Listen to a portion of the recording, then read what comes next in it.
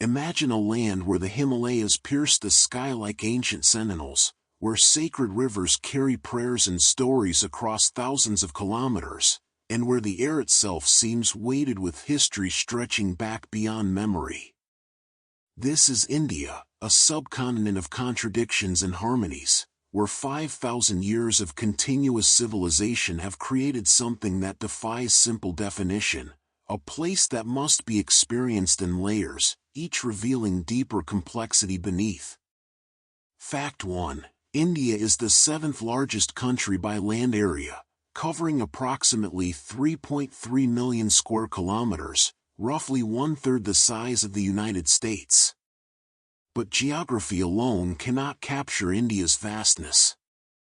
The country stretches from the snow-covered peaks of the Himalayas in the north, where mountains rise over 8,000 meters, down to tropical beaches in the south where the Indian Ocean's warm waters lap against palm-fringed shores. In the west, the Thar Desert spreads its golden sands across Rajasthan, while in the east, some of the wettest places on Earth receive monsoon rains that transform the landscape into emerald green. This is a land of every climate, every terrain, every possible variation of landscape compressed into a single nation. Fact 2. India is also the world's most populous country, having recently surpassed China with over 1.4 billion people. Roughly 1 out of every 6 human beings on Earth is Indian. But even this staggering number understates India's human diversity. Within these borders live speakers of over 780 languages from multiple language families, Indo-Aryan, Dravidian, Austroasiatic, and Sino-Tibetan. Hindus, Muslims, Christians, Sikhs, Buddhists, Jains, and countless other religious communities coexist, sometimes harmoniously, sometimes tensely. There are tribal communities in remote forests who maintain lifestyles their ancestors followed millennia ago, and cosmopolitan city dwellers who work in tech companies serving global clients. India isn't a monolith but a mosaic, thousands of distinct pieces that somehow form a recognizable whole. Fact 3. The name India comes from the Indus River, one of the longest rivers in Asia, which flows primarily through modern-day Pakistan. The ancient Persians called the land beyond this river Hindu, from which the Greeks derived Indoi, eventually becoming India. But Indians themselves use other names, Bharat, found in ancient texts and now an official name in the Constitution, or Hindustan, meaning land of the Hindus or more broadly land of the industry. These multiple names reflect different perspectives, different histories, different ways of understanding what this place is and means. The land has always been larger and more complex than any single name could contain.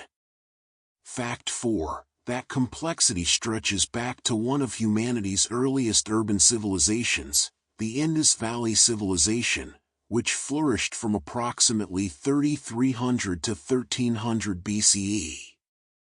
Cities like Harappa and Mohenjo-daro featured sophisticated urban planning with grid-pattern streets, advanced drainage systems, and standardized weights and measures. These cities had public baths, granaries, and multi-story buildings constructed from fired bricks. The civilization left behind seals with undeciphered script, suggesting a written language scholars still cannot read, meaning an entire civilization's stories, beliefs, and knowledge remain locked in symbols we can see but cannot understand, a reminder of how much history has been lost, how many voices silenced by time. Fact 5. Following the Indus Valley civilization's decline, the Vedic period emerged, bringing with it the composition of the Vedas, ancient Sanskrit texts that form the foundation of Hinduism. The oldest, the Rigveda, contains hymns composed around 1500 BCE, making it one of the oldest religious texts still in use today. These verses weren't written initially but transmitted orally with such precision that pronunciation, tone, and inflection were preserved across millennia. Brahmin priests memorized thousands of verses, passing them to students who would become the next generation of keepers, creating an unbroken chain of memory connecting the present to the distant past. Even today, Vedic chants sound much as they did 3,000 years ago, voices reaching across time. Fact 6. From these ancient foundations emerged concepts that would shape not just India but world philosophy, the ideas of karma and reincarnation, of dharma as cosmic order and personal duty, of moksha as liberation from the cycle of birth and death. These weren't simple doctrines but complex philosophical frameworks addressing fundamental questions. Why do we suffer? What is the self? How should we live? Different schools developed different answers: the dualistic Samkhya, the theistic Vedanta, the materialist Charvaka, creating intellectual traditions as sophisticated as anything produced in ancient Greece or China.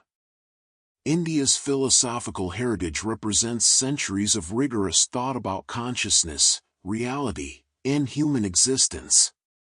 Fact 7. Around 563 BCE, in what is now Nepal but was then culturally part of Greater India, a prince named Siddhartha Gautama was born. He would become the Buddha, the Awakened One, and found Buddhism, a religious and philosophical tradition that would spread across Asia. The Buddha's central insight was that suffering arises from attachment and desire, and that liberation comes through following the Noble Eightfold Path: right understanding, right intention, right speech, right action, right livelihood, right effort, right mindfulness, and right concentration.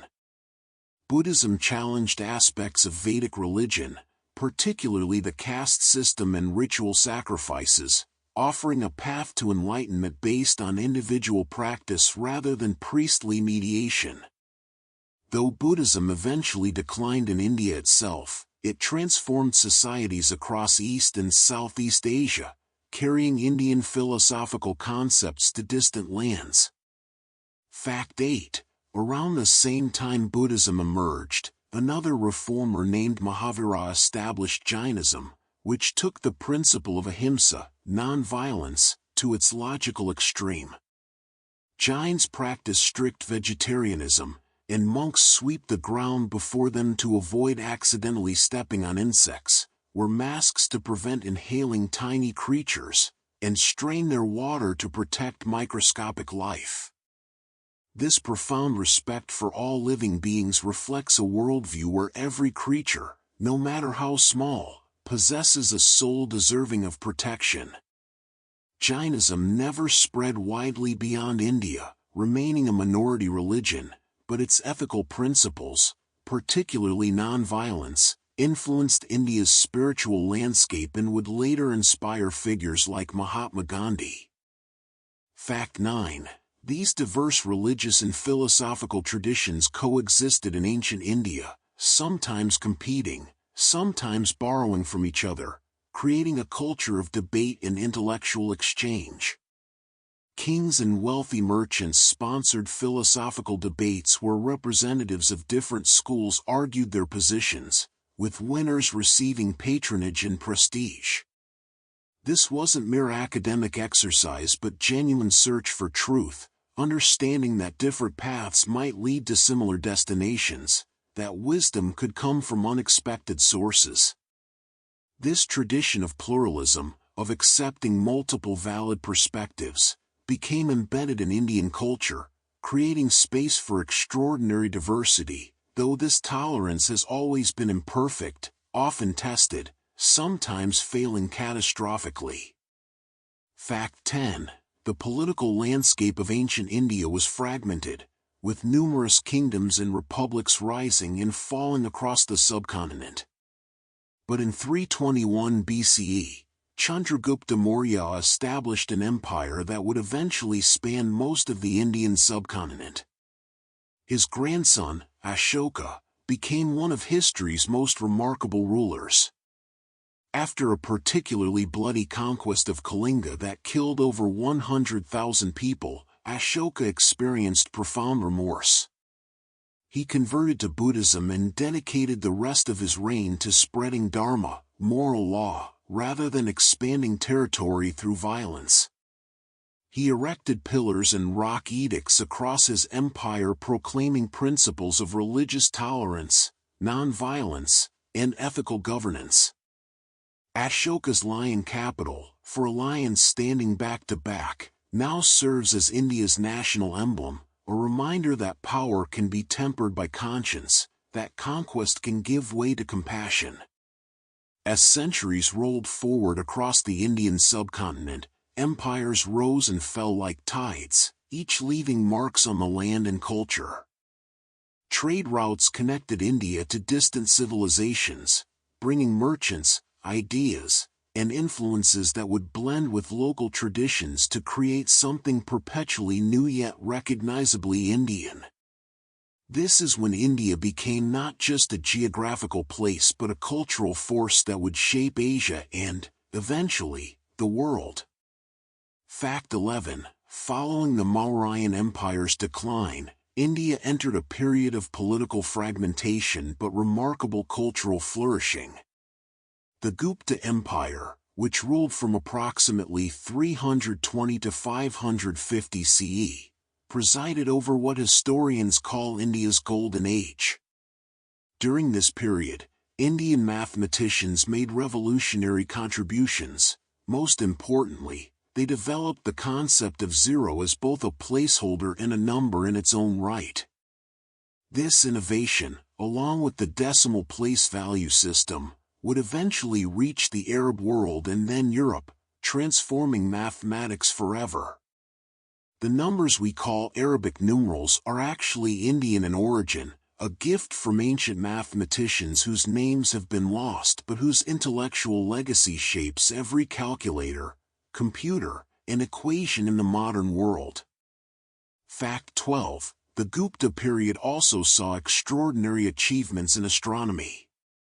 Indian astronomers like Aryabhata calculated the Earth's circumference with remarkable accuracy, understood that the Earth rotates on its axis, and developed sophisticated models of planetary motion. Aryabhata proposed that the apparent movement of stars results from Earth's rotation, a heliocentric insight that predated Copernicus by over 1,000 years. These weren't wild guesses but conclusions based on careful observation, mathematical calculation, and rigorous reasoning. Ancient Indian astronomy represented science in the truest sense, empirical investigation of nature's laws, documented in Sanskrit texts that combined poetry and precision. Fact 13. Literature flourished alongside science. The great Sanskrit epics, the Mahabharata and the Ramayana, were composed over centuries, growing through countless retellings until they reached their monumental final forms. The Mahabharata, at over 100,000 verses, is the longest epic poem ever written, nearly 10 times the length of the Iliad and Odyssey combined. It tells the story of a devastating war between cousins, but within this framework explores every aspect of human experience: duty, love, betrayal, honor, the conflict between personal desire and social obligation. The Bhagavad Gita, a philosophical dialogue embedded within the Mahabharata, addresses timeless questions about action, morality, and spiritual liberation, becoming one of Hinduism's most sacred texts. Fact 14. The Ramayana tells the story of Prince Rama, his wife Sita, and his loyal companion Hanuman in their struggle against the demon king Ravana. More than just adventure story, the Ramayana explores ideals of dharma, righteous conduct, through characters who embody different virtues and face impossible choices. These epics aren't dusty ancient texts but living stories retold in countless regional languages, performed in village squares and on television, painted on temple walls and illustrated in comic books. They provide moral frameworks, cultural references, and shared narratives that bind diverse Indians together, Stories so deeply embedded in consciousness that even secular Indians know the characters and their struggles. Fact 15. As these cultural foundations solidified, trade connected India to the world. Indian merchants sailed to Southeast Asia, bringing Hinduism and Buddhism, Sanskrit language and Indian artistic styles. Kingdoms in Cambodia, Thailand, Indonesia, and elsewhere adopted Indian cultural elements, building Hindu temples like Angkor Wat and Buddhist monuments like Borobudur. This wasn't conquest but cultural influence spread through trade, intermarriage, and voluntary adoption. Southeast Asian rulers invited Indian Brahmins as advisors, learned Sanskrit for diplomatic and religious purposes, and incorporated Indian epics into their own cultural traditions. India's cultural reach extended far beyond its political borders, creating a sphere of influence through attraction rather than force. Fact 16.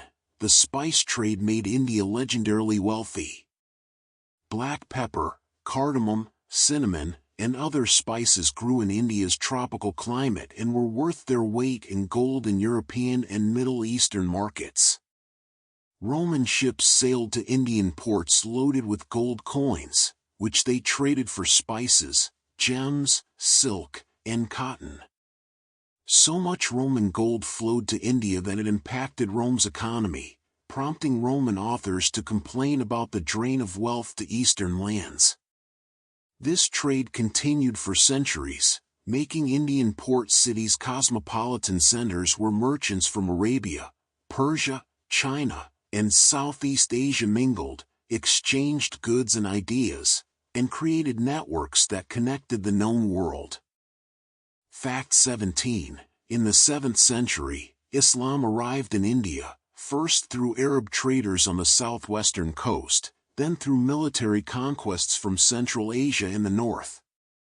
The Delhi Sultanate, established in 1206, brought Islamic rule to northern India.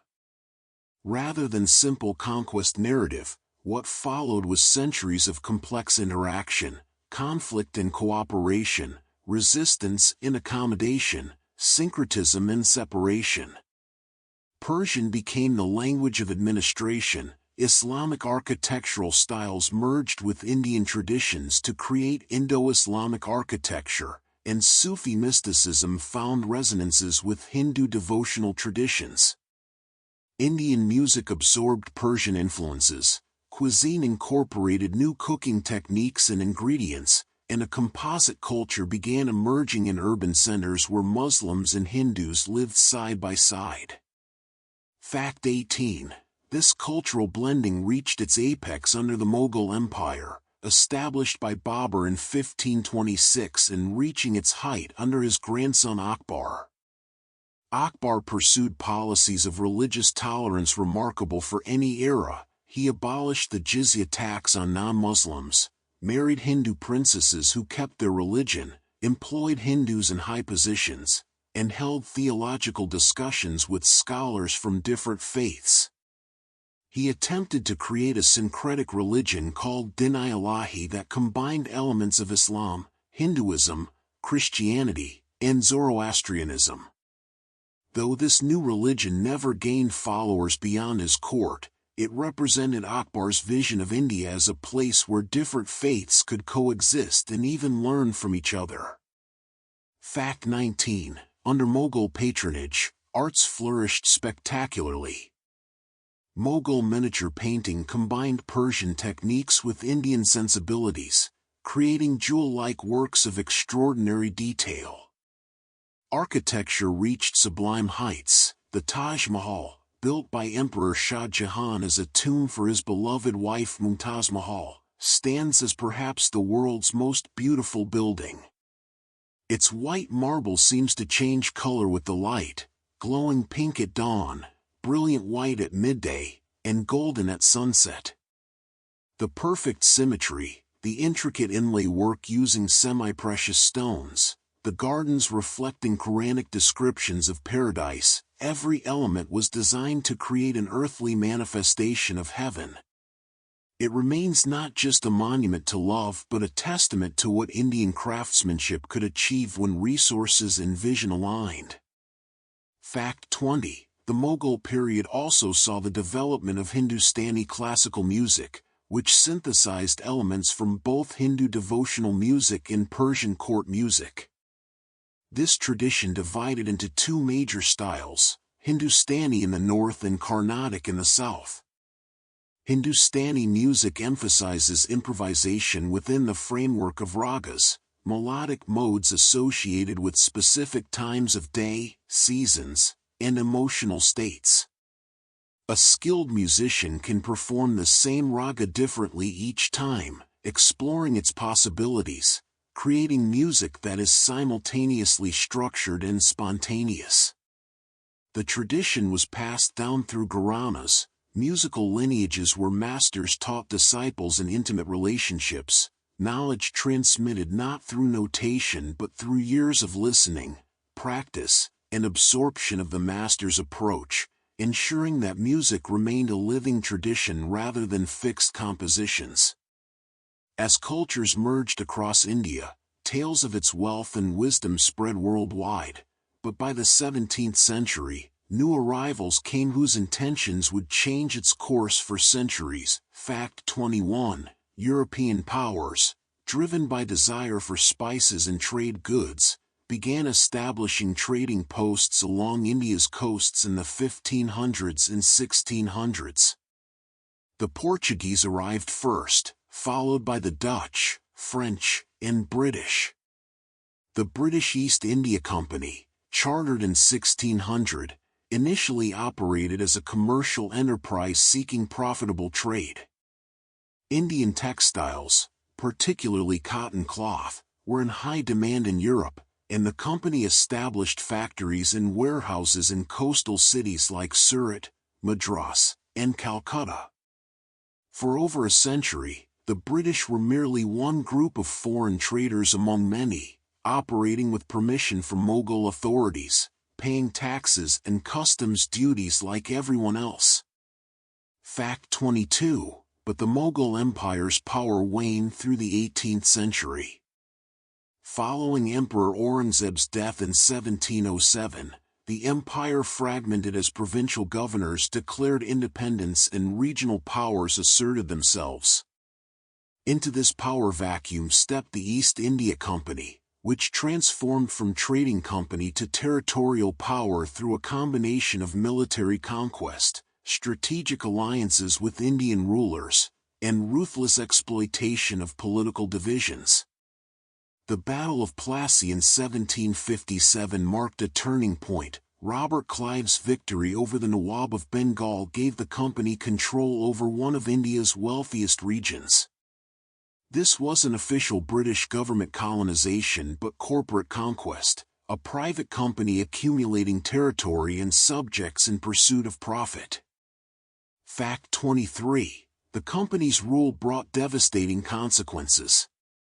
Bengal, once prosperous, suffered famines that killed millions as the company prioritized revenue extraction over people's welfare. Traditional industries declined as British policies promoted raw material exports to Britain and manufactured good imports back to India, destroying local textile industries that had thrived for centuries. The company's military forces, composed largely of Indian soldiers called sepoys, expanded British control across the subcontinent. Indian rulers who resisted were defeated or forced into subordinate relationships, their territories annexed or reduced to dependent princely states.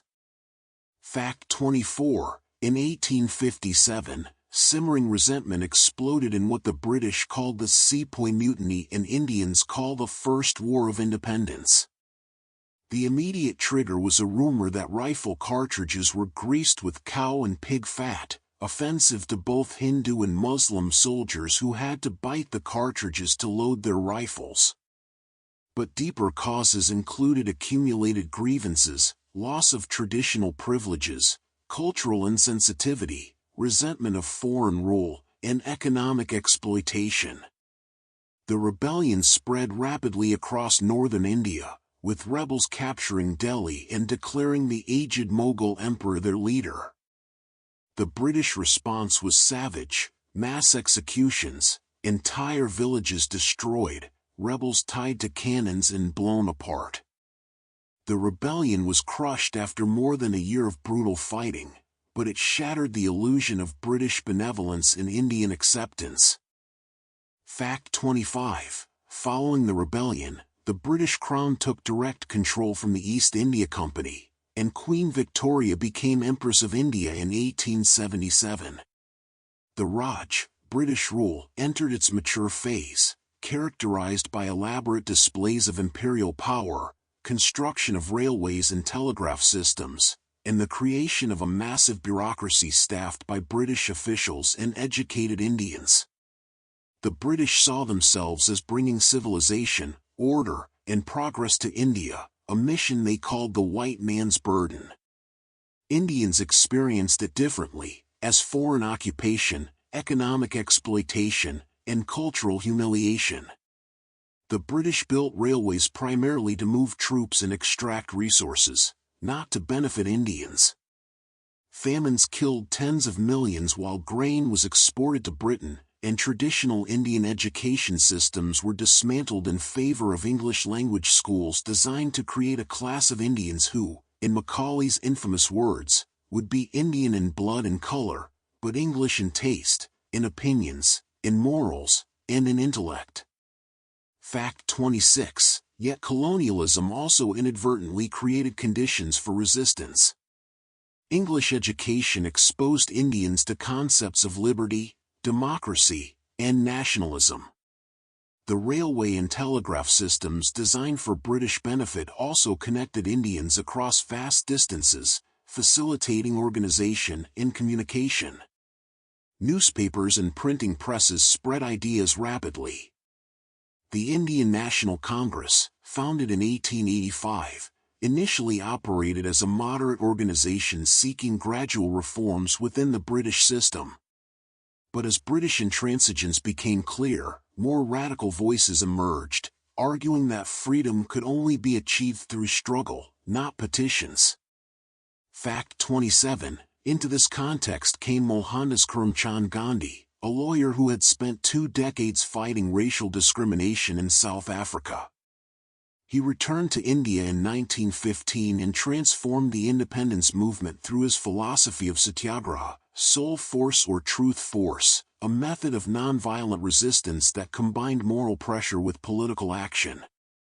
Gandhi's genius was making resistance accessible to everyone: peasants, workers, women, not just educated elites.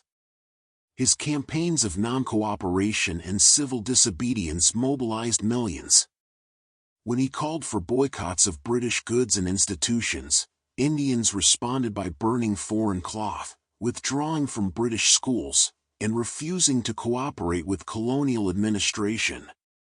Fact 28. Gandhi became known as Mahatma, great soul, in his simple lifestyle, his commitment to self-reliance symbolized by his spinning wheel, and his willingness to fast unto death made him a uniquely powerful figure.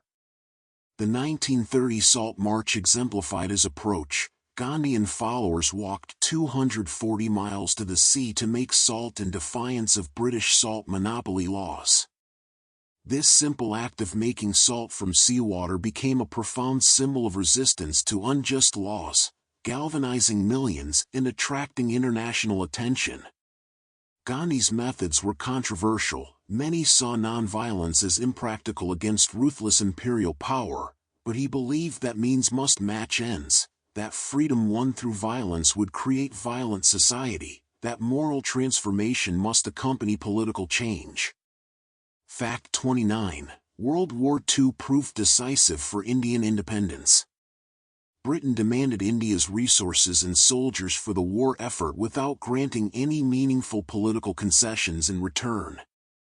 The Quit India movement launched in 1942 demanded immediate independence, leading to mass protests and the arrest of Gandhi and other leaders. Meanwhile, Subhas Chandra Bose took a different approach, forming the Indian National Army with Japanese support and attempting to liberate India through military force. Though Bose's military campaign failed, his slogan Jai Hind, victory to India, became a national rallying cry. By war's end, Britain was exhausted and bankrupt, unable to maintain its empire, and Indian demands for freedom could no longer be denied. Fact 30. But independence came at a terrible cost. Religious tensions between Hindus and Muslims, exploited by colonial divide-and-rule policies, culminated in the partition of India in 1947. The subcontinent was divided into two nations, Hindu-majority India and Muslim-majority Pakistan. Partition triggered one of the largest and bloodiest migrations in human history. An estimated 10 to 20 million people crossed newly drawn borders, Hindus and Sikhs fleeing to India, Muslims fleeing to Pakistan. Communal violence killed between 1 and 2 million people. Trains arrived at stations filled with corpses, entire villages were massacred, women were abducted and raped, families were separated forever. Gandhi, heartbroken by this violence, fasted to stop the killing. He was assassinated on January 30, 1948, by a Hindu extremist who believed Gandhi was too sympathetic to Muslims. Independence achieved, the Mahatma's life ended not in triumph but in tragedy, a reminder that even the most successful movements carry costs that can never be fully calculated. August 15, 1947, marked not just political independence but the beginning of an extraordinary experiment. Could a nation so diverse, so vast, so marked by poverty and division, actually function as a democracy? Skeptics predicted India would fragment into smaller nations, that democracy would collapse into chaos or dictatorship. Yet India defied these expectations, creating the world's largest democracy and embarking on a journey of nation-building that continues to this day. Fact 31. Jawaharlal Nehru, India's first Prime Minister, faced the monumental task of unifying a subcontinent fractured by partition and divided by language, religion, caste, and region. There were over 560 princely states that had been nominally independent under British suzerainty. Each had to be persuaded or pressured to join India. Sardar Vallabhbhai Patel, as Home Minister, accomplished this through a combination of negotiation and, when necessary, force. Hyderabad's Muslim ruler governing a Hindu-majority state resisted integration and was brought into India through military action. By 1950, the political map of India had been fundamentally redrawn, creating a unified nation from what had been a patchwork of territories. Fact 32. The Indian Constitution, adopted on January 26, 1950, stands as one of the longest and most detailed constitutions ever written. Dr. B.R. Ambedkar, who chaired the drafting committee, was himself from the Dalit community, those traditionally considered untouchables at the bottom of the caste hierarchy. That someone from the most oppressed group would draft the foundational document of independent India represented a profound statement about equality and justice. The Constitution enshrined fundamental rights, abolished untouchability, and established India as a secular republic where all religions would be treated equally. It was an aspirational document, describing not the India that existed but the India its framers hoped to create. Fact 33. The caste system, which had structured Indian society for millennia, posed one of independent India's greatest challenges. The Constitution banned discrimination based on caste and introduced affirmative action policies, reservations in government jobs and educational institutions for scheduled castes, scheduled tribes, and later other backward classes. These policies remain controversial, with debates about whether they uplift disadvantaged communities or create new inequities. Caste discrimination persists despite legal prohibitions, particularly in rural areas where caste determines everything from occupation to marriage prospects to where one can draw water. Yet progress has occurred. Dalits have served as president, chief justice, and in other high positions unimaginable in previous eras. Fact 34. Language threatened to tear apart the newly independent nation. India had no single common language. Hindi, spoken in the north, was foreign to southerners whose Dravidian languages bore no relation to the Indo-Aryan Hindi. The constitution designated Hindi as the official language but granted temporary official status to English and recognized 14 other languages. When the government attempted to phase out English in favor of Hindi in the 1960s, violent protests erupted in Tamil Nadu and other southern states. Eventually, India adopted a three-language formula. Students would learn Hindi, English, and their regional language. This linguistic complexity means many Indians are multilingual by necessity, switching between languages depending on context, a cognitive flexibility that shapes how Indians think and communicate. Fact 35. Nehru pursued a vision of modernization through industrialization, building steel plants, dams, and research institutions he called temples of modern India. He believed science and technology would lift India from poverty and backwardness. The Indian Institutes of Technology were established to produce world-class engineers. Atomic energy programs and space research began, investments that seemed extravagant for a poor nation but represented faith in India's future. Nehru's economic policies, influenced by Soviet-style planning, created a license Raj, a system of permits and regulations that stifled entrepreneurship and innovation. The economy grew, but slowly, and poverty remained widespread. Fact 36. India's foreign policy under Nehru embraced non-alignment, refusing to join either the American or Soviet bloc during the Cold War. India helped found the non-aligned movement, arguing that newly independent nations should chart their own courses rather than becoming pawns in superpower conflicts. This position earned India respect among developing nations but irritated both superpowers. India maintained complex relationships, buying weapons from the Soviet Union while accepting aid from the United States, criticizing Western imperialism while practicing parliamentary democracy. Non-alignment gave India diplomatic independence but also meant India couldn't rely on great power support during conflicts. Fact 37. Those conflicts came, particularly with Pakistan. The two nations fought wars in 1947–48, 1965, and 1971, primarily over Kashmir, a Muslim-majority region claimed by both countries. The 1971 war resulted in the creation of Bangladesh when East Pakistan, with Indian military support, gained independence from West Pakistan. These conflicts created lasting enmity and an arms race between two poor nations that could ill afford it.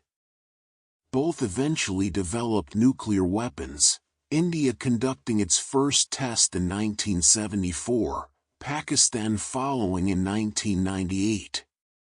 The Kashmir dispute remains unresolved, with the region divided by a line of control that separates Indian and Pakistani forces, occasional skirmishes reminding both nations how easily peace could shatter. Fact 38. Indira Gandhi, Nehru's daughter, became Prime Minister in 1966 and dominated Indian politics for nearly 2 decades. She projected strength in foreign policy and centralized power domestically. In 1975, facing political opposition and judicial challenges, she declared a state of emergency, suspending civil liberties, jailing opponents, and censoring the press. The emergency lasted 21 months, a dark period when democracy was suspended, forced sterilizations were carried out as part of population control programs, and dissent was crushed. Yet in 1977, Indira Gandhi lifted the emergency and called elections, which she lost decisively. This peaceful transfer of power after authoritarian rule demonstrated democracy's resilience in India, but the emergency left scars and raised questions about how fragile democratic institutions could be.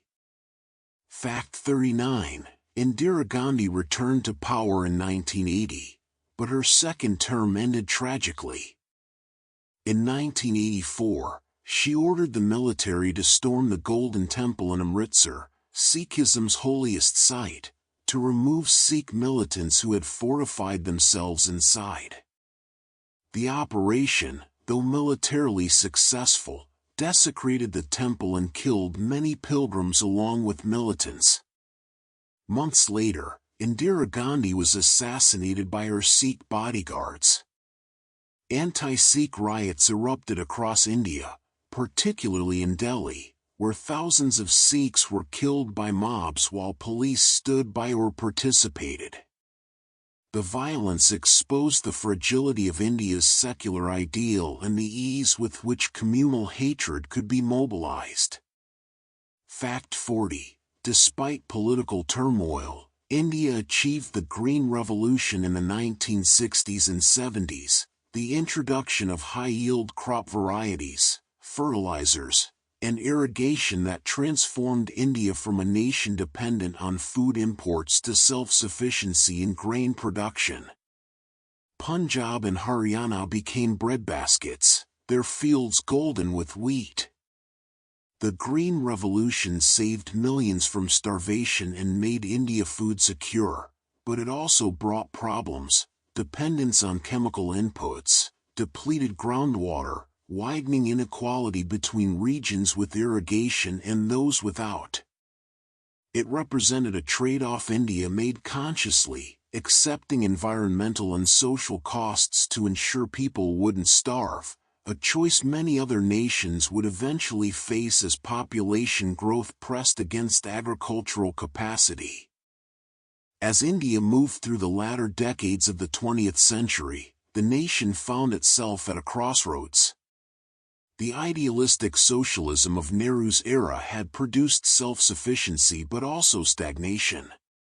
The license Raj had created a protected economy where businesses needed government permission for nearly everything, breeding corruption and inefficiency.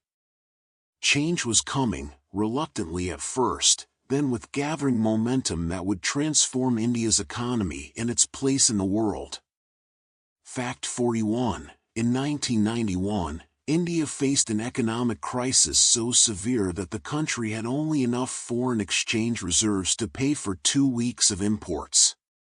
The government, forced by circumstance, implemented sweeping economic reforms, liberalizing trade, reducing regulations, welcoming foreign investment, and dismantling much of the license Raj. Manmohan Singh, then finance minister and later prime minister, guided these reforms despite fierce opposition from those who saw liberalization as betraying Nehru's socialist vision. The reforms unleashed entrepreneurial energies that had been constrained for decades. India's economy began growing at rates previously unimaginable: 6%, 7%, sometimes 8% or more annually.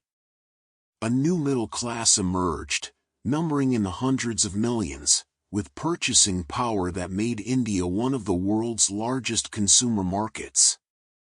Fact 42. The information technology sector became the most visible symbol of India's economic transformation.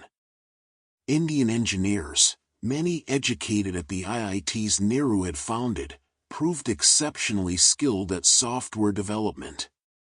Companies like Infosys, Wipro, and Tata Consultancy Services grew into global giants, providing IT services to clients worldwide. Bangalore became known as India's Silicon Valley, its tech parks filled with young programmers working for multinational corporations.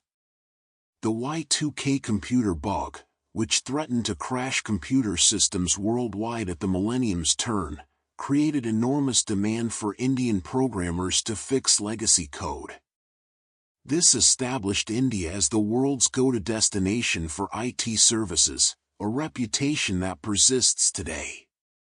Fact 43. The rise of call centers and business process outsourcing created a phenomenon both celebrated and criticized.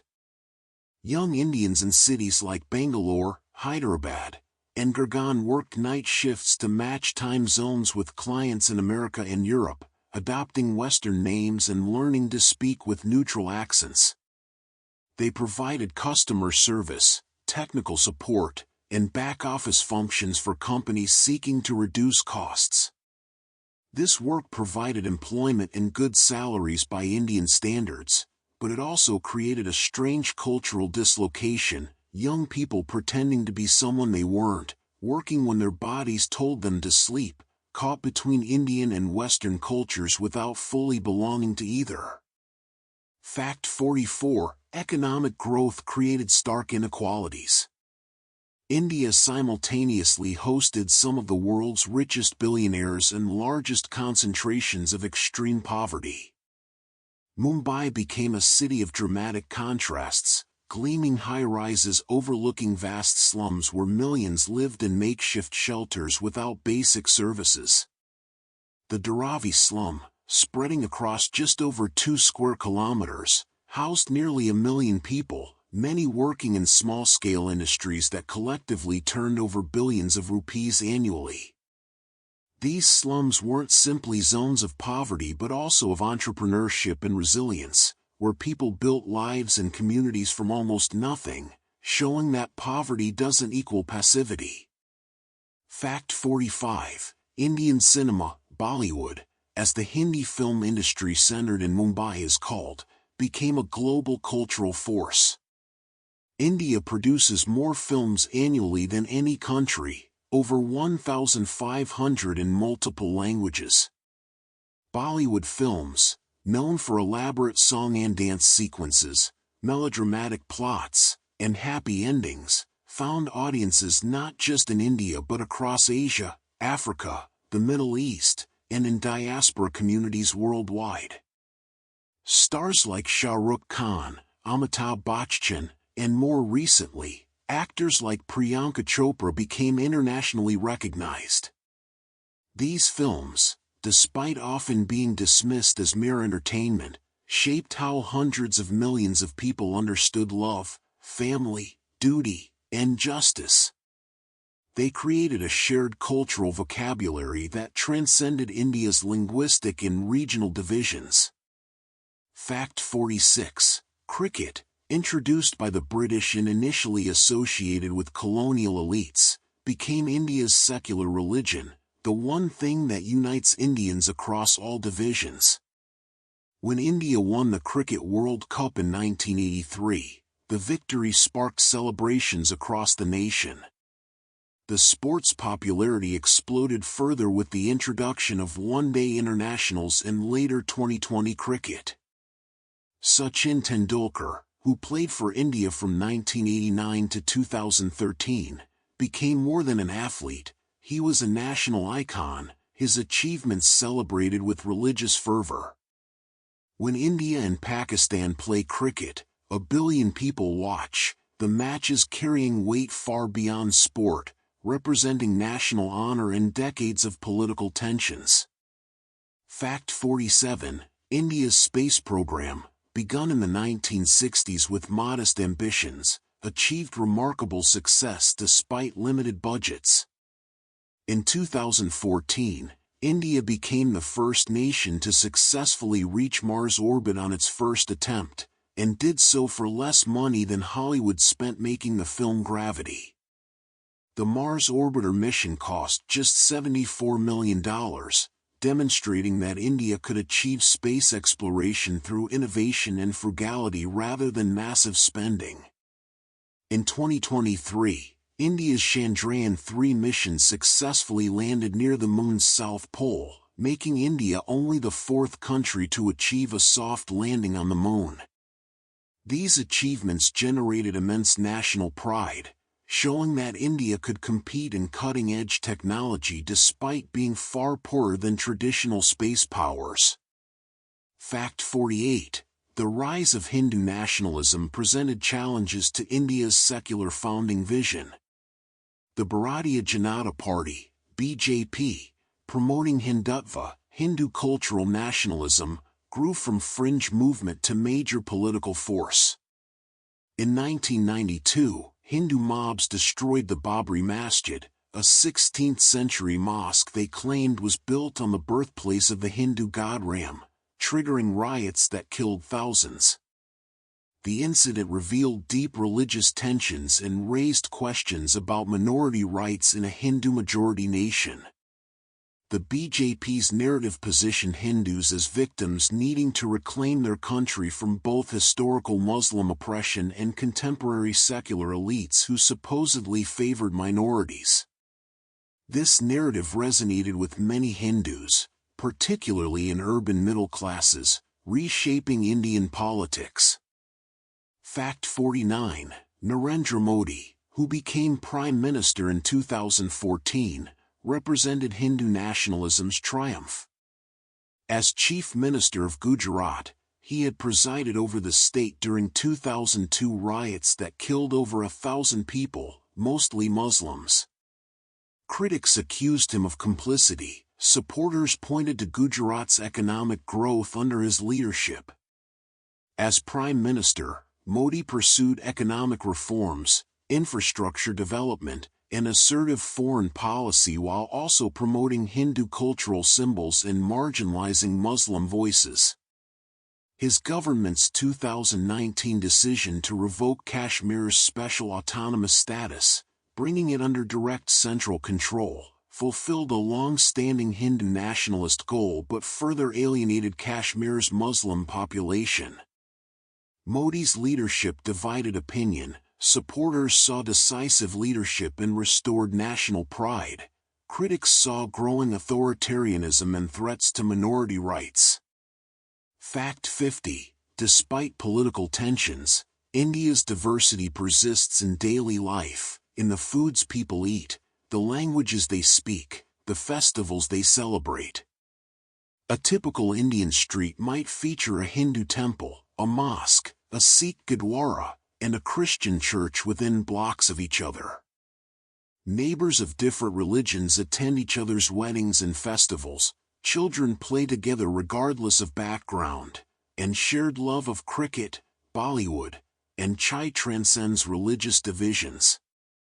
This everyday pluralism, often invisible in headlines focused on conflict, represents India's greatest achievement, not perfect harmony, but the habitual practice of living alongside difference, making space for multiple identities and beliefs, creating a society where unity doesn't require uniformity.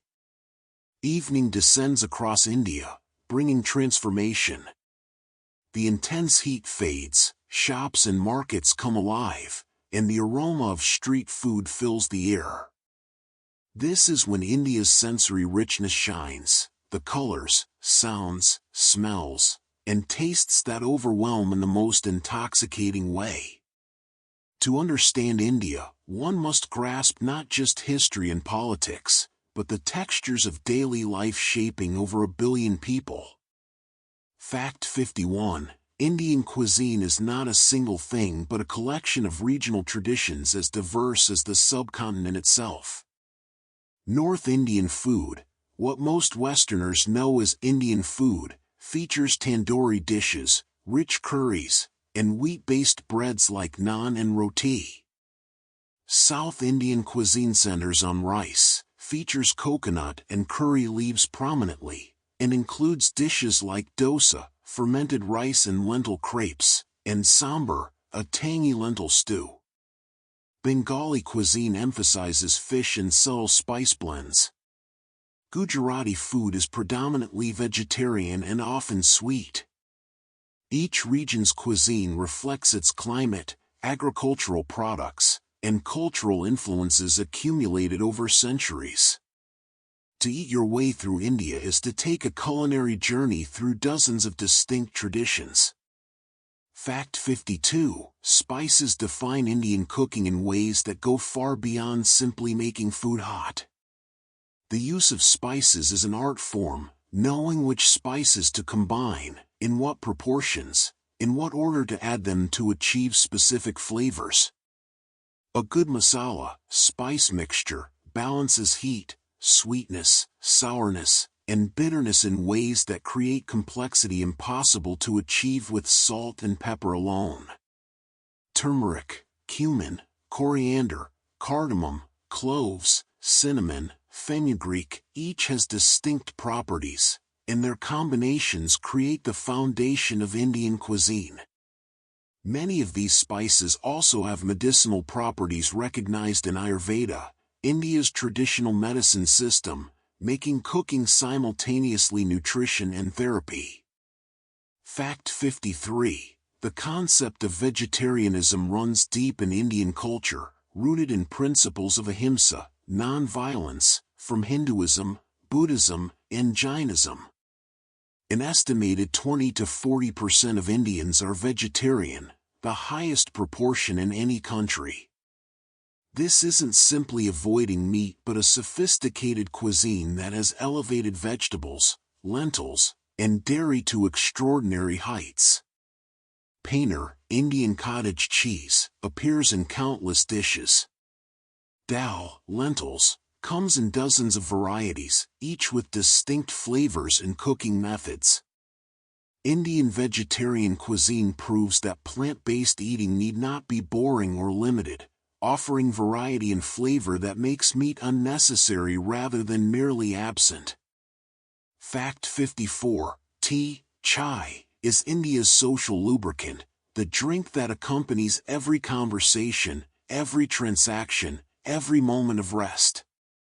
Introduced by the British who established vast tea plantations in Assam and Darjeeling, tea became thoroughly Indianized. Indian chai is boiled with milk, sugar, and spices, cardamom, ginger, cloves, creating a sweet, aromatic drink unlike anything the British drink. Chai wallas, tea vendors, operate tiny stalls on every street corner, serving tea in small clay cups that customers drink and then smash on the ground, the clay returning to earth. The ritual of sharing chai transcends class and caste. Rickshaw drivers and business executives drink the same chai, often at the same stalls, creating momentary equality in an otherwise hierarchical society. Fact 55. Indian festivals create a rhythm to the year, marking seasons, harvests, and religious events with celebrations that transform streets and homes. Diwali, the festival of lights, sees millions of oil lamps illuminating homes, fireworks lighting the sky, and families gathering for feasts and prayers. Holi, the festival of colors, turns everyone into participants in joyous chaos as people throw colored powder and water at each other, social hierarchies temporarily dissolved in rainbow clouds. Eid brings feasts and charity after Ramadan's month of fasting. Durga Puja in Bengal celebrates the goddess Durga with elaborate pandals, temporary structures housing goddess statues, and 10 days of festivities. These festivals aren't just religious observances but community events that everyone participates in regardless of personal belief. Fact 56. Indian weddings are legendary productions that can last several days and involve hundreds or thousands of guests. These aren't simple ceremonies but elaborate affairs with multiple events, many ceremonies where henna is applied, Sangeet nights of music and dance, the actual wedding ceremony, and reception. Families spend enormous sums, sometimes bankrupting themselves to host lavish weddings that demonstrate status and fulfill social obligations. The wedding industry has become a significant part of India's economy, with destination weddings, celebrity wedding planners, and increasingly extravagant displays. Critics argue this represents wasteful consumerism, but for many Indians, weddings are the most important events in life, worthy of whatever sacrifice and expense they require. Fact 57. The Indian joint family system, where multiple generations live together in single households, has historically been the norm. Grandparents, parents, married sons, and their families all share living space, pooling resources and responsibilities. Elders receive care and respect, children benefit from multiple caregivers, and the family functions as economic and social unit. This system provided security in a country without robust social safety nets, but it also limited individual autonomy and perpetuated patriarchal structures where women, particularly daughters-in-law, occupied subordinate positions. Urban migration and economic change have weakened the joint family system, with nuclear families becoming more common, creating new freedoms but also new anxieties about who will care for aging parents. Fact 58. Arranged marriages remain common in India, though their nature is changing.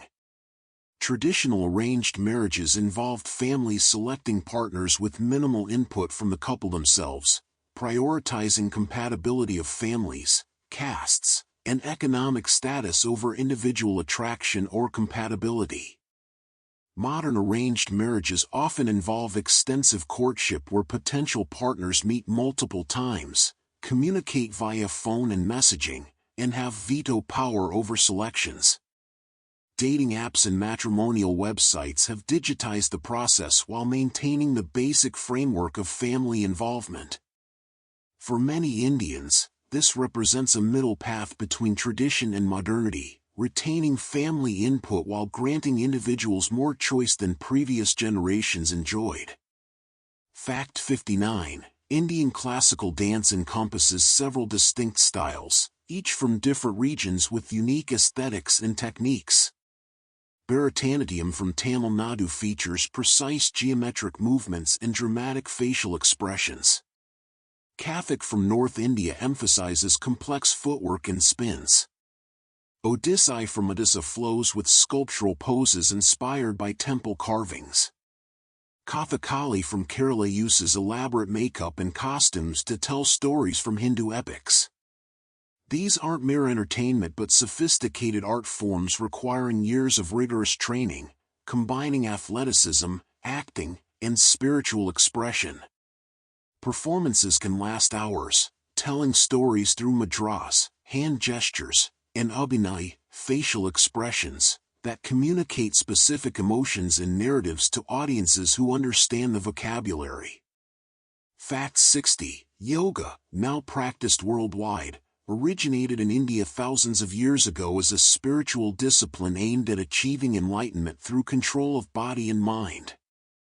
The physical postures, asanas, that Westerners know as yoga were traditionally just one small component of a comprehensive system including breath control, meditation, ethical principles, and philosophical study. Modern yoga has been commodified and often stripped of its spiritual context, becoming primarily physical exercise. Yet for many Indians, yoga remains connected to its roots, a practice linking body, breath, and consciousness in pursuit of self-realization. The global popularity of yoga represents both cultural appropriation and cultural appreciation, India's ancient wisdom repackaged for modern consumers but also offering genuine benefits to millions who practice it. Night settles fully over India now, bringing a different energy to cities and villages alike. In urban areas, traffic continues to flow, often more congested at night than during day, while rural areas grow quiet except for the sounds of crickets and the occasional bark of village dogs. This is when India's contrasts become most stark, when the multiple Indias that coexist within one nation become most visible, traditional and modern, rich and poor, connected and isolated. Fact 61. India's cities have exploded in population over recent decades as rural migrants seek opportunities unavailable in villages. Mumbai, Delhi, Kolkata, Chennai, and Bangalore have become megacities, each housing tens of millions in their metropolitan areas. These cities are studies in contradiction. Gleaming IT campuses and shopping malls coexist with sprawling slums. Luxury cars navigate streets shared with cycle rickshaws and sacred cows, and five-star hotels stand blocks from open sewers. The urban infrastructure, built for much smaller populations, strains under the weight of millions. Traffic congestion is legendary. Journeys that should take 30 minutes often require 2 hours. Air pollution in cities like Delhi reaches levels hazardous to human health, particularly in winter when pollution traps under atmospheric inversions. Fact 62. Yet India's villages, where roughly 65% of the population still lives, remain the country's foundation. Village life follows rhythms unchanged for generations, agricultural cycles, religious festivals, and social structures where caste and family still determine much of life. Many villages lack basic infrastructure, reliable electricity, running water, paved roads, or sewage systems. Women often walk kilometers to fetch water from wells or hand pumps. Open defecation remains common despite government campaigns to build toilets. The government's Swachh Bharat, Clean India, campaign constructed millions of toilets, but changing centuries-old sanitation practices requires cultural shift, not just infrastructure. Rural India represents both the country's greatest challenge and its greatest reserve of traditional knowledge, agricultural practices, and social cohesion that urban areas have lost. Fact 63. The monsoon rains, arriving typically in June and lasting through September, govern India's agricultural calendar and cultural consciousness.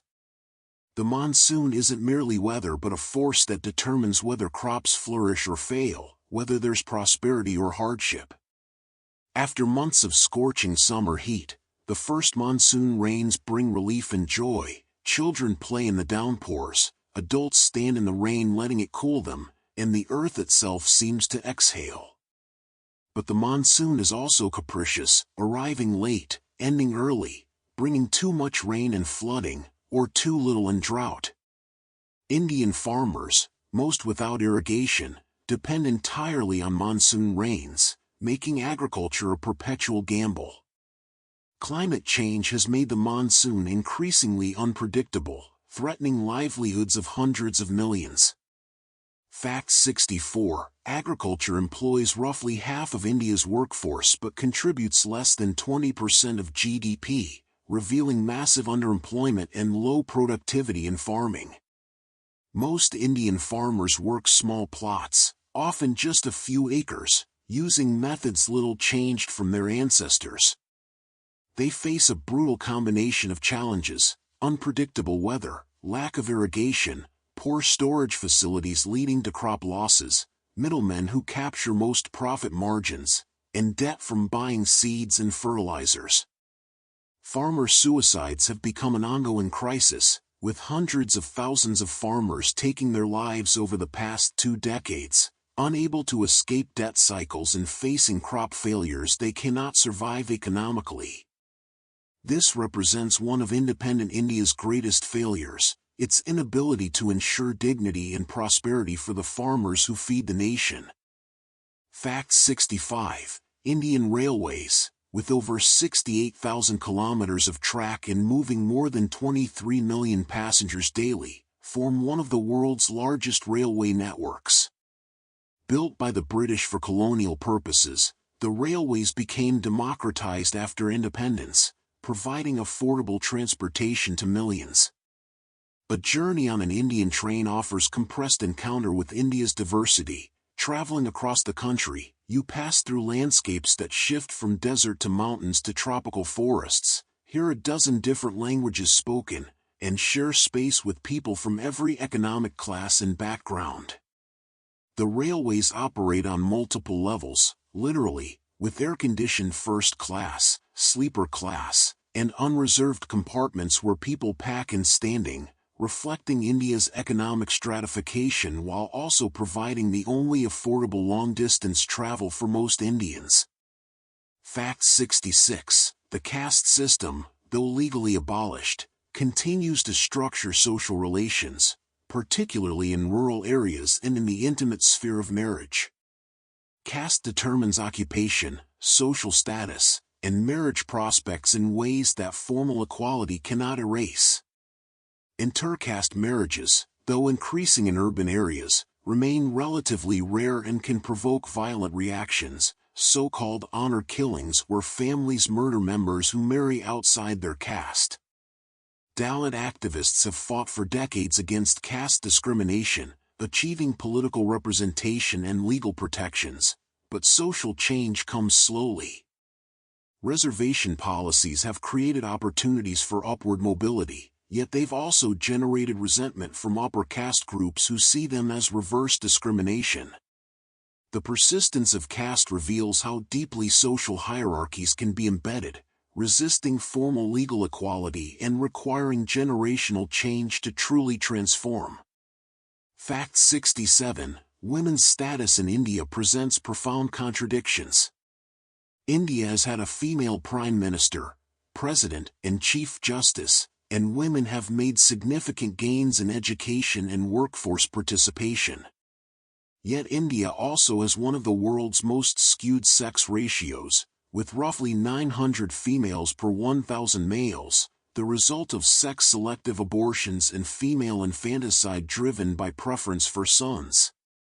Violence against women remains endemic. Dowry deaths, domestic violence, sexual assault, and acid attacks occur with disturbing regularity.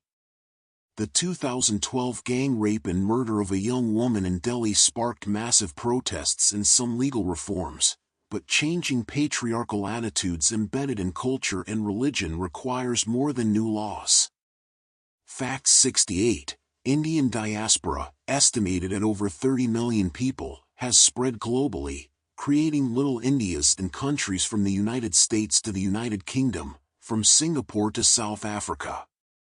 This diaspora maintains complex relationships with India, sending remittances that represent a significant portion of India's foreign exchange, investing in Indian businesses, and maintaining cultural connections through temples, cultural associations, and regular visits.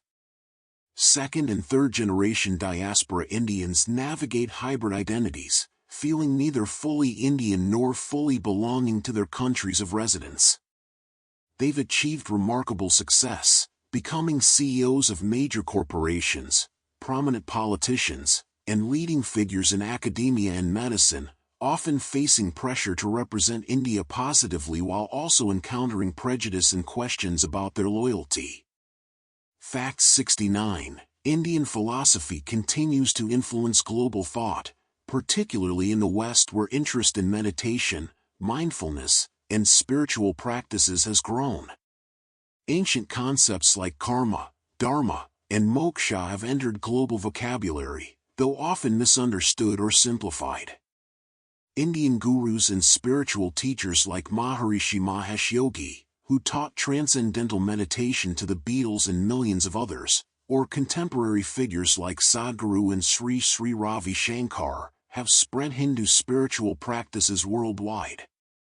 Critics see this as cultural appropriation or commodification of ancient wisdom, while supporters view it as India's soft power, spreading beneficial practices that improve lives regardless of their religious or cultural context. Fact 70. Indian literature, though less globally known than its cinema or cuisine, has produced work of extraordinary depth and beauty. Ancient texts like the Vedas and epics continue to be read and reinterpreted, while modern Indian writers in English, Salman Rushdie, Arundhati Roy, Amitabh Ghosh, Jhumpa Lahiri, have won major international prizes and brought Indian stories to global audiences. Regional language literature, Bengali, Tamil, Hindi, Malayalam, and others, creates rich traditions known primarily to speakers of those languages, representing literary worlds that English language dominance renders invisible internationally. These works examine Indian identity, history, and universal human experiences through distinctly Indian perspectives, enriching world literature even when unnoticed. Deep at night, India reveals another side. Prayers echo from temples and mosques, night shifts keep the nation running, vendors serve late snacks, and families share quiet moments. It is India at its most intimate, breathing softly away from the crowds. Fact 71. India's linguistic diversity extends beyond the 22 officially recognized languages to include hundreds of other languages and thousands of dialects. The Constitution recognizes Hindi in the Devanagari script as the official language, but Tamil speakers in the south speak a Dravidian language completely unrelated to Hindi. A person from Kerala speaking Malayalam cannot understand someone from Odisha speaking Odia without a common language like English or Hindi. This linguistic fragmentation means India has no truly national language. Even Hindi, spoken by roughly 40% of the population, is foreign to most Southerners. This diversity enriches Indian culture but also creates practical challenges for national communication and administration. Fact 72. India's relationship with English is particularly complex. English was the colonizers' language, imposed on Indians to create an administrative class serving British interests. After independence, many wanted to eliminate English entirely, replacing it with Hindi or regional languages. But English persisted, becoming a link language between regions, a language of upward mobility, and increasingly, India's competitive advantage in the global economy. Indian call centers, IT services, and business process outsourcing thrive partly because Indians speak English, often multiple languages including English, giving them advantages over workers in countries where English isn't widely spoken. Yet English fluency remains divided by class, with elite English medium schools producing fluent speakers while government schools often teach English poorly, creating linguistic inequality that mirrors and reinforces economic inequality. Fact 73. India's educational system faces enormous challenges despite significant progress. Literacy rates have risen dramatically, from roughly 18% at independence to over 75% today, and millions of children attend school who would have had no access in previous generations. Yet quality remains deeply uneven. Elite institutions like the IITs produce world-class graduates, while many government schools lack basic facilities, functional toilets, adequate teachers, teaching materials. Rote learning rather than critical thinking dominates pedagogy, and dropout rates remain high, particularly for girls in disadvantaged communities. The system produces both cutting-edge scientists and millions of graduates with degrees but lacking skills employers need, creating both a talent shortage and massive unemployment among educated youth. Fact 74. India's startup ecosystem has exploded in recent years, with Bangalore, Delhi, and Mumbai becoming hubs of entrepreneurial activity. India now has dozens of unicorn startups valued at over $1 billion, spanning fintech, e-commerce, food delivery, education technology, and numerous other sectors. Young entrepreneurs, many returning from education or work abroad, are building companies that address distinctly Indian challenges: payment systems for people without bank accounts, education platforms for students lacking quality schools, healthcare services for underserved populations. This entrepreneurial energy represents optimism about India's future, belief that technology and innovation can solve problems government has failed to address, though critics worry that tech solutions ignore deeper structural issues requiring political rather than technological fixes. Fact 75. India's healthcare system mirrors its educational system, islands of excellence in an ocean of inadequacy. India has world-class hospitals where wealthy Indians and medical tourists receive treatment rivaling anywhere globally, often at a fraction of Western costs. Yet the public healthcare system serving most Indians remains severely underfunded and understaffed. Doctor-to-patient ratios are far below WHO recommendations, rural areas often lack even basic primary healthcare facilities, and out-of-pocket health expenses push millions into poverty annually. Traditional medicine, Ayurveda, Unani, Siddha, remains popular, offering affordable alternatives to expensive allopathic medicine, though debates continue about efficacy and whether promoting traditional medicine serves genuine healthcare needs or nationalism that rejects Western medicine. Fact 76. India's environmental challenges are staggering in scale. Air pollution kills over 1 million Indians annually, water pollution makes rivers biologically dead, and groundwater depletion threatens agriculture and drinking water supplies. Rapid industrialization and urbanization have prioritized economic growth over environmental protection, creating pollution levels that threaten public health and ecosystems. Climate change exacerbates these challenges. Glaciers in the Himalayas are retreating, threatening water supplies for hundreds of millions. Sea level rise threatens coastal communities, and increasingly extreme weather events, floods, droughts, heat waves, cause deaths and economic losses. India faces the dilemma of all developing nations: how to lift hundreds of millions from poverty without replicating the carbon-intensive development path of wealthy nations, how to grow economy while preserving environment. Fact 77. Despite these challenges, India has made significant environmental commitments.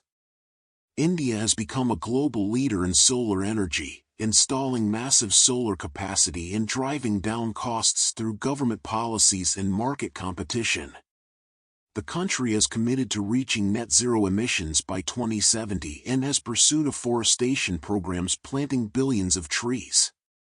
The International Solar Alliance, headquartered in India, promotes solar energy adoption globally, particularly in tropical countries.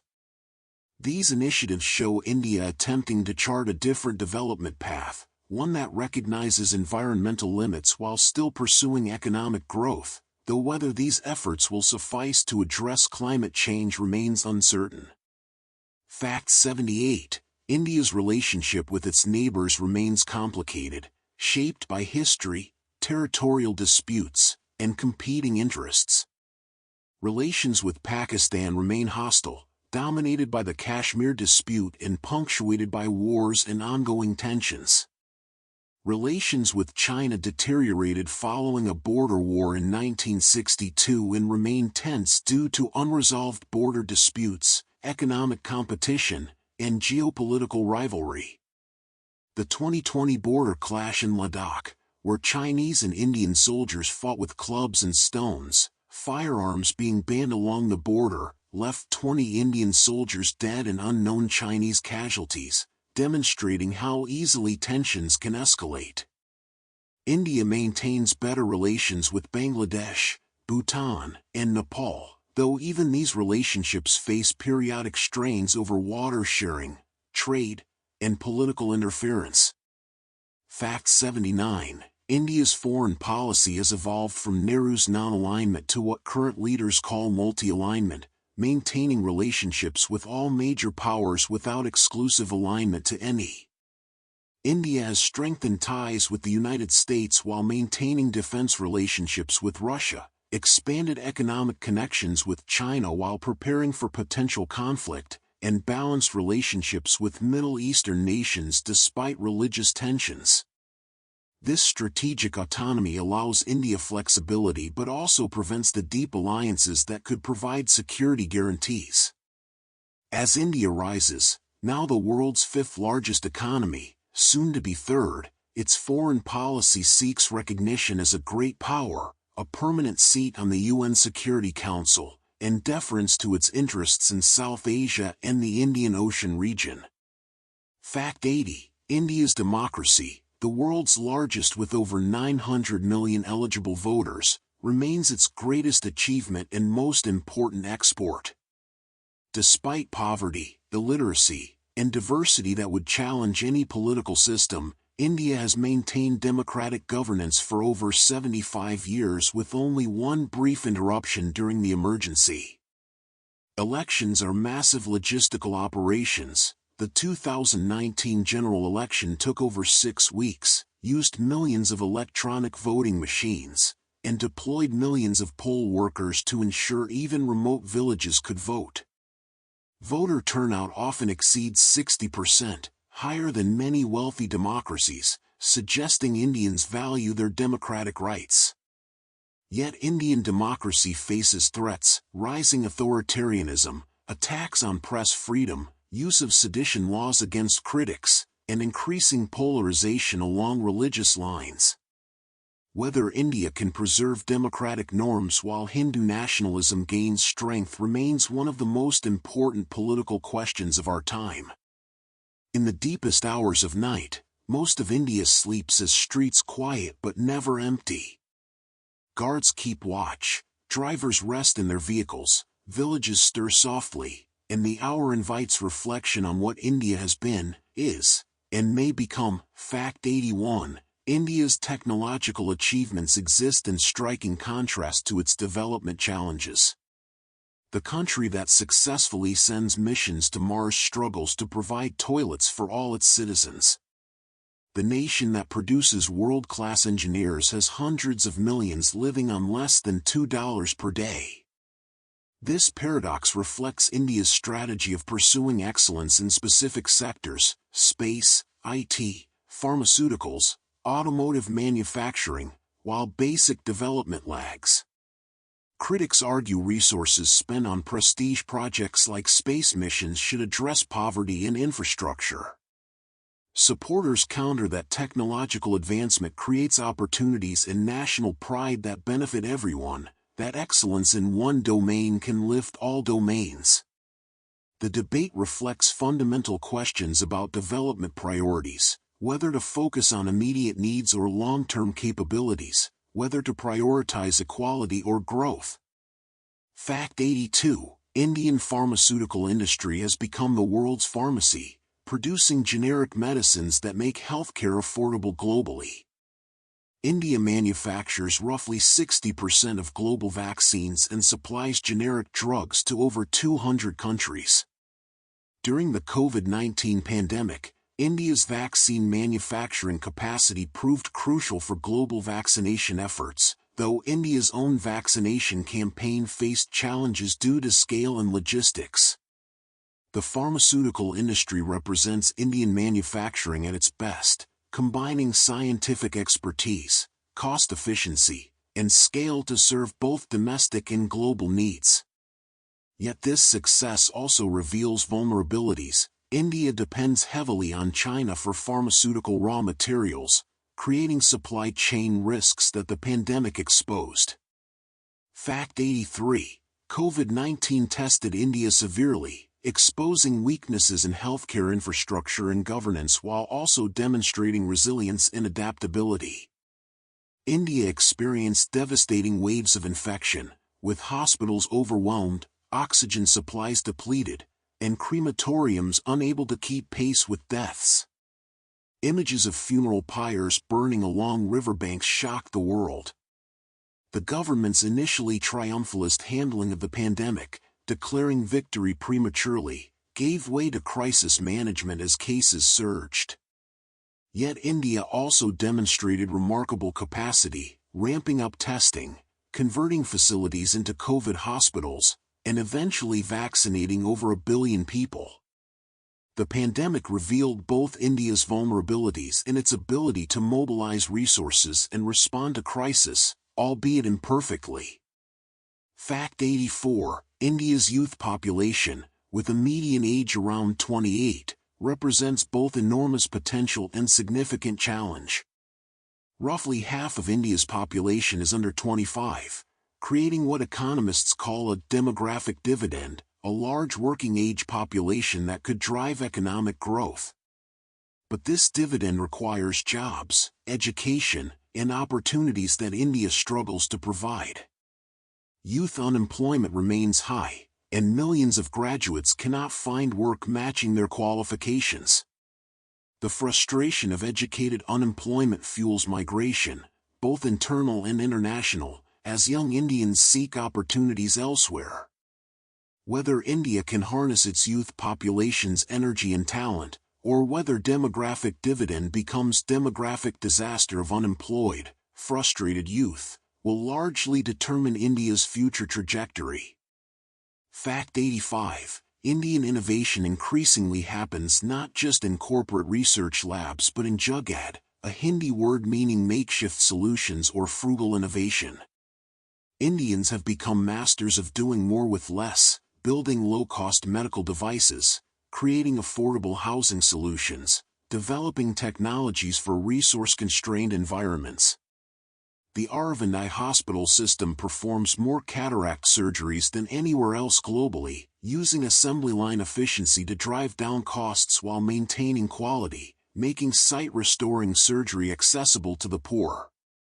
The Tata Nano, though a commercial failure, represented ambitious attempt to build the world's cheapest car.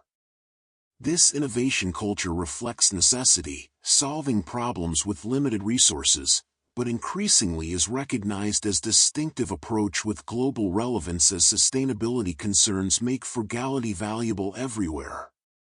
Fact 86. Indian cuisine has become global phenomenon, with Indian restaurants in virtually every major city worldwide and Indian flavors influencing fusion cuisines everywhere. What's interesting is how Indian food abroad often bears limited resemblance to what Indians actually eat. Chicken tikka masala, a British invention, doesn't exist in India, and the curry powder sold in Western supermarkets would puzzle most Indian cooks who create spice blends fresh for each dish.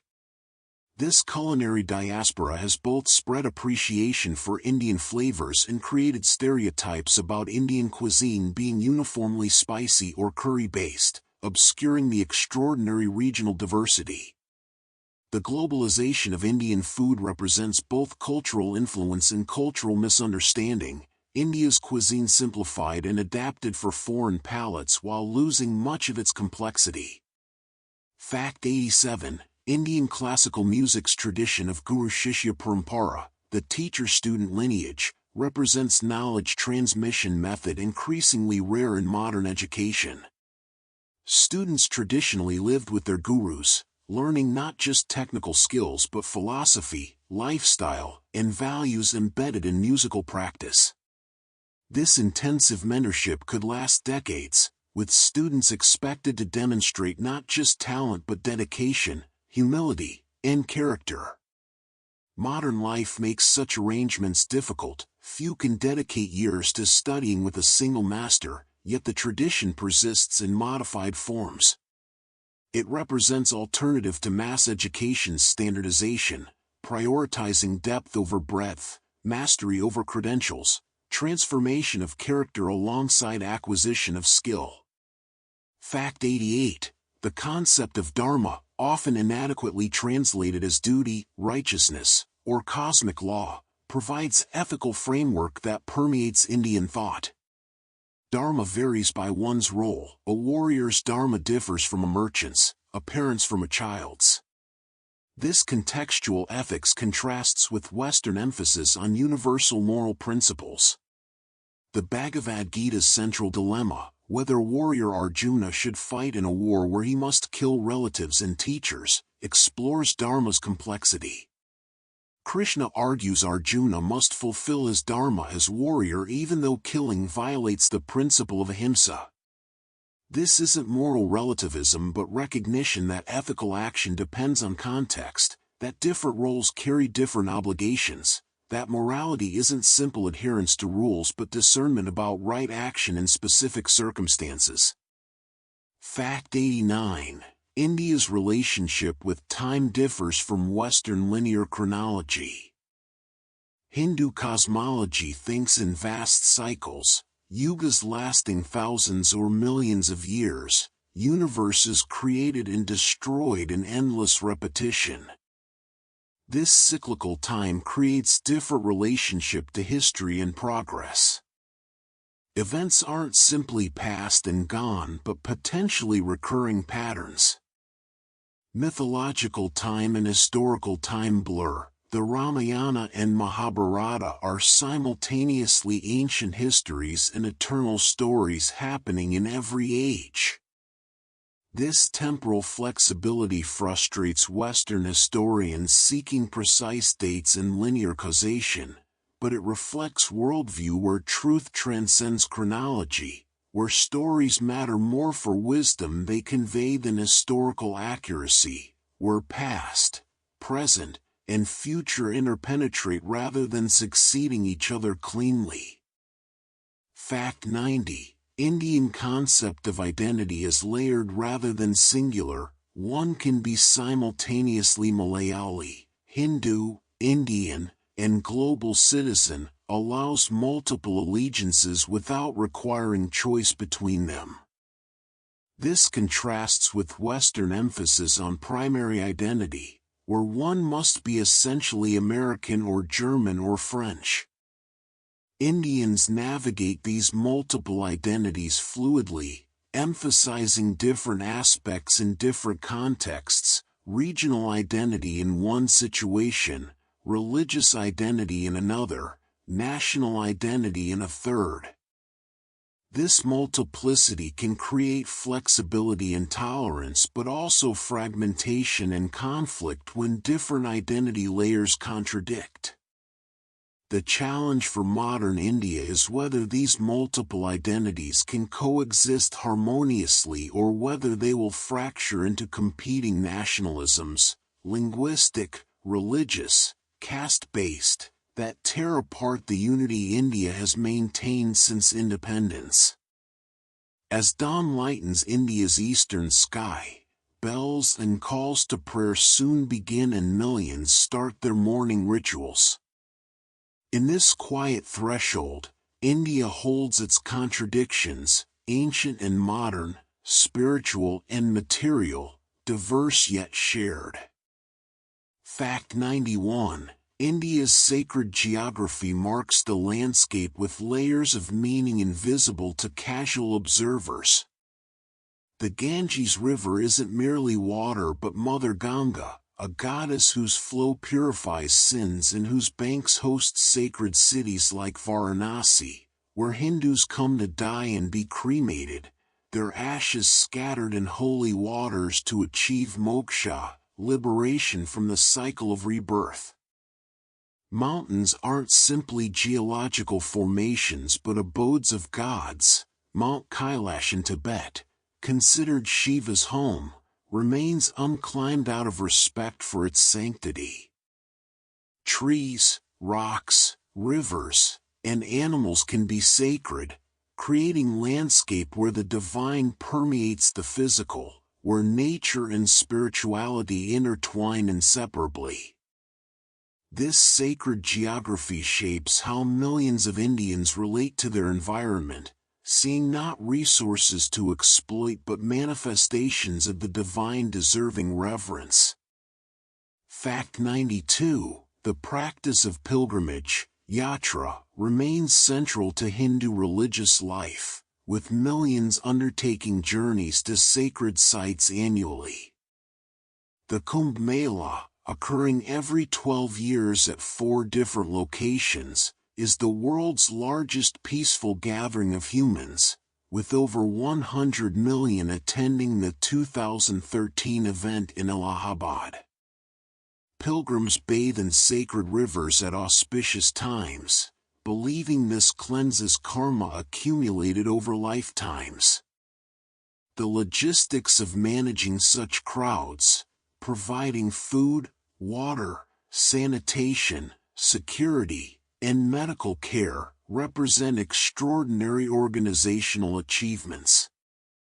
These pilgrimages create temporary cities larger than most permanent ones, demonstrating faith's power to mobilize millions and India's capacity to manage complexity that would overwhelm most nations.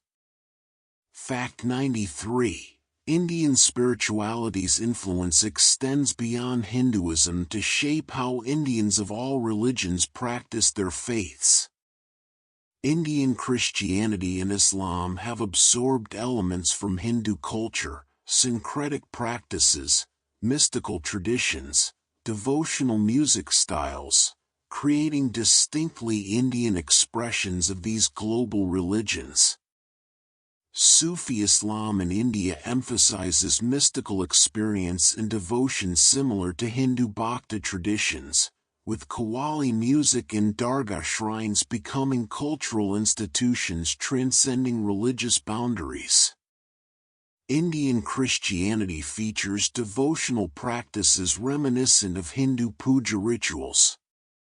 This syncretism creates both richness and tension, flexibility that allows multiple traditions to coexist, but also accusations from purists that authentic religion is being corrupted. Fact 94. The Indian diaspora has created reverse cultural flows, with ideas and practices developed abroad returning to influence India. Non-resident Indians, NRIs, who succeeded abroad often return with capital, expertise, and cultural perspectives that challenge traditional Indian ways. They invest in Indian businesses, introduce management practices learned abroad, and sometimes face resentment from those who stayed, accused of flaunting wealth and acting superior. Second-generation diaspora Indians who visit ancestral homeland often experience culture shock, finding India overwhelming, chaotic, and alien despite their parents' nostalgia. These encounters reveal how quickly cultures diverge, how a generation in diaspora creates psychological distance that family connection cannot fully bridge. Fact 95. India's soft power, its cultural influence beyond its borders, has grown significantly. Bollywood films, yoga and meditation, vegetarian cuisine, and spiritual teachings have spread globally, creating positive associations with Indian culture. International Yoga Day, celebrated annually on June 21 since 2014, sees millions worldwide practicing yoga, India's ancient discipline now embraced globally. Indian CEOs leading major corporations like Microsoft, Google, and Adobe enhance India's reputation for technical and business talent. This soft power provides India influence that military or economic power alone cannot, shaping how the world perceives India and creating goodwill that serves diplomatic and economic interests. Fact 96. Yet India also grapples with how the world perceives it, particularly regarding poverty, caste discrimination, and violence against women. International media often portrays India through these problems, creating images that millions of Indians find reductive and unfair. Indians abroad frequently encounter stereotypes, call center workers, arranged marriages, caste system, slums, that ignore India's complexity and achievements. This creates defensive nationalism, where criticism, even legitimate, provokes angry reactions about Western bias and double standards. The challenge for India is addressing real problems while also insisting on more complete, nuanced portrayal that acknowledges achievements alongside challenges, that sees India as developing nation with successes and struggles rather than collection of exotic problems. Fact 97. India's future increasingly depends on how it manages climate change, which threatens the very foundations of Indian civilization. The monsoons that Indian agriculture depends on are becoming less predictable. Himalayan glaciers that feed India's major rivers are melting, threatening water security for hundreds of millions. Rising temperatures make parts of India potentially uninhabitable during summer months, when wet bulb temperatures could exceed human survivability limits. Coastal cities face sea level rise that could displace tens of millions. India contributes relatively little to historical carbon emissions, having industrialized far later than Western nations, yet faces disproportionate climate impacts. This creates justified anger about climate injustice, but also recognition that India must be part of climate solutions regardless of who caused the problem. Fact 98. Indian resilience, the capacity to endure and adapt to challenges that would break other societies, may be India's greatest strength. Indians have survived invasions, famines, colonialism, partition, and poverty on scales difficult to comprehend. They've maintained cultural continuity through millennia of disruption, preserved traditions while adapting to modernity, and created functioning democracy against all predictions. This resilience isn't passive endurance but active adaptation, finding ways to survive, maintain dignity, preserve what matters while changing what must change.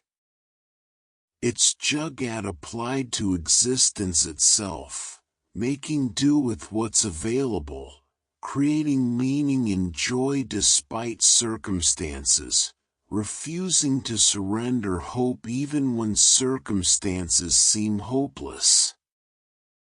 Fact 99. The question of what it means to be Indian becomes more complex as India modernizes and globalizes. Is India defined by Hinduism, or is it a secular state where all religions are equal? Is Indian identity tied to ancient traditions, or does it embrace modernity and change? Can India be simultaneously traditional and modern, spiritual and materialistic, unified and diverse? These aren't abstract questions but lived dilemmas for millions navigating between village and city, tradition and aspiration, family obligations and individual desires. The answers aren't predetermined but are being negotiated daily through millions of individual choices, conversations, and conflicts that collectively shape what India is becoming. Fact 100. As dawn breaks fully over India, light spreading across the Himalayas to the Indian Ocean, across deserts and jungles, across villages and megacities, more than 1 billion people wake to another day. They will pray to different gods or to no god at all, speak different languages, eat different foods, pursue different dreams, and disagree about fundamental questions of identity, politics, and values. Yet they share this land, this history, this impossible, improbable, extraordinary experiment called India. It is a nation that shouldn't work, too big, too diverse, too poor, too divided, yet it endures, adapts, and somehow continues forward. India's story is unfinished, its future unwritten, its potential unrealized but also unlimited.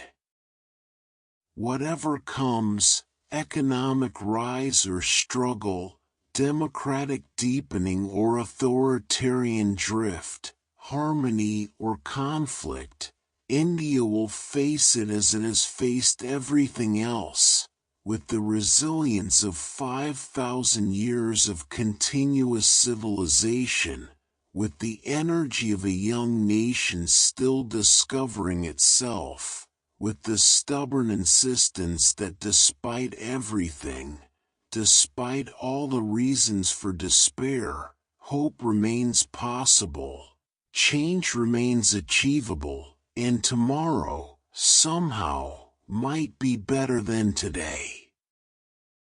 The sun rises over India, as it has for millennia, as it will for millennia more, illuminating a land where the ancient and modern dance together in endless, complicated, beautiful embrace.